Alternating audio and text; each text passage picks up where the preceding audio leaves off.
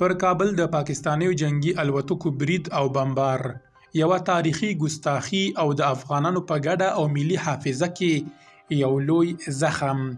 خپل نظرونه مو هم په کمنټ کې ولیکئ. بشپړ جزئیات په ویډیو کې تر پایه وګورئ. پاتمنو لیدونکو ستړي مه شئ. عبدالغفور لیوال لیکلي بیګا شپه پر کابل پاکستانیو الوتکو بمبار وکړ. د تلفاتو او ټپیانو خبرونه ورکړل شوي دي. د کابل میشتو پر جسمونو د ټپونو او ژوبلو تر خونړیو انځورونو ور اخوا یو لوی ژور او زهري ټپ د افغانانو په ګډه او تاریخي حافظه کې جوړ شوی چې د یو سرلوړي ملت پر وړاندې دا ګستاخي به یوه مصنوعي او بې ملته پوځي چوڼي ته بدې پایلې ولري. دا لومړی ځل دی چې یو داسې ګاونډی د افغانستان د غرور پر پایتخت بمونه اوروي چې افغانستان ورسره د ځمکې او ویشل شوي ولس دعوه لري. د افغانستان پر پلازمینه کابل لومړنۍ بمباري د افغان او انګریز دریمې جګړې پر مهال انګریزانو وکړه.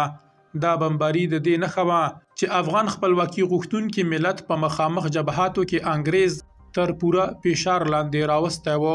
تر دې وروسته پر کابل بهرنۍ بمباري شورویانو او امریکایانو وکړې چې د درې واړو زبرځواکونو پر وړاندې د افغانستان د ولس په زړه او ذهن کې تاریخي کرکه او داسې ژور نفرت رامنځته شو چې هیڅکله به یې د دې هیواد تاریخي حافظه هیره نه کړي.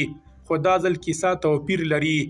دا ځل پاکستان د تاریخي افغانستان پر پلازمینه بمونه اورولي او د افغانستان ځمکنۍ بشپړتیا یې تر پښو لاندې کړې ده.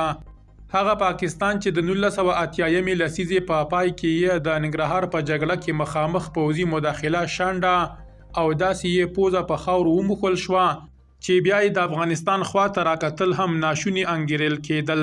خو دا دی نن پاکستان د پنځېدو له زمانې او په خپل ټول عمر کې لومړی ځل دومره جرأت وموند چې کابل بمباري کړي.